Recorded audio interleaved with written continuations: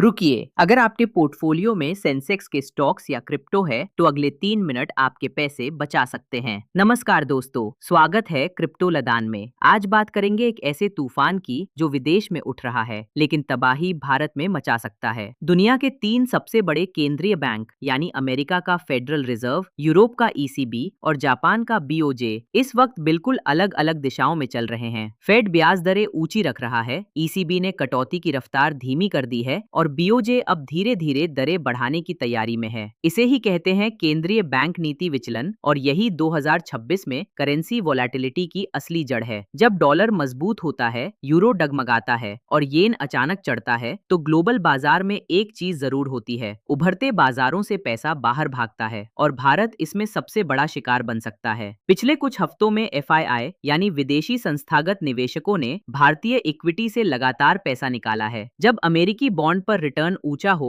और रुपया कमजोर हो तो विदेशी निवेशक के लिए भारत में रुकना घाटे का सौदा बन जाता है। अगर येन कैरी ट्रेड टूटा जैसा अगस्त 2024 में हुआ था तो दुनिया भर के बाजारों में बिकवाली का सैलाब आ सकता है। सेंसेक्स और निफ्टी ऐतिहासिक ऊंचाई पर हैं, वैल्यूएशन महंगी है और एक छोटा सा करेंसी झटका 10 से 15% का करेक्शन ला सकता है। अब इसका क्रिप्टो से क्या रिश्ता है? बहुत गहरा है। जब डॉलर इंडेक्स DXY ऊपर जाता है तो बिटकॉइन और बाकी क्रिप्टो पर दबाव बनता है, लेकिन दूसरी तरफ अगर भारतीय निवेशक देखें कि रुपया गिर रहा है और शेयर बाजार डामाडोल है तो वे बिटकॉइन को एक हेज की तरह भी देख सकते हैं, क्योंकि बीटीसी एक ग्लोबल एसेट है, किसी एक देश की मुद्रा से बंधा नहीं है। इसलिए आगे आने वाला समय बहुत दिलचस्प होगा। मेरी सलाह 3 बातें हैं। पहला, अपने पोर्टफोलियो में नकद का अनुपात बढ़ाइए, मार्जिन पर ट्रेड बिल्कुल मत कीजिए। दूसरा, DXY, यूरो USD और USD JPY को रोज देखिए, यही असली संकेत देंगे। और तीसरा, क्रिप्टो में भी सिर्फ बिटकॉइन और बड़े कॉइन में रहिए, छोटे ऑल्ट कॉइन में जोखिम कई गुना है। याद रखिए, बाजार में कमाने वाला वही होता है जो तूफान से पहले छाता तैयार रखता है। अगर ये विश्लेषण उपयोगी लगा तो अभी इस वीडियो को लाइक कीजिए और क्रिप्टो लगान चैनल को सब्सक्राइब करना मत भूलिए ताकि अगला बाजार अलर्ट सबसे पहले आप तक पहुंचे।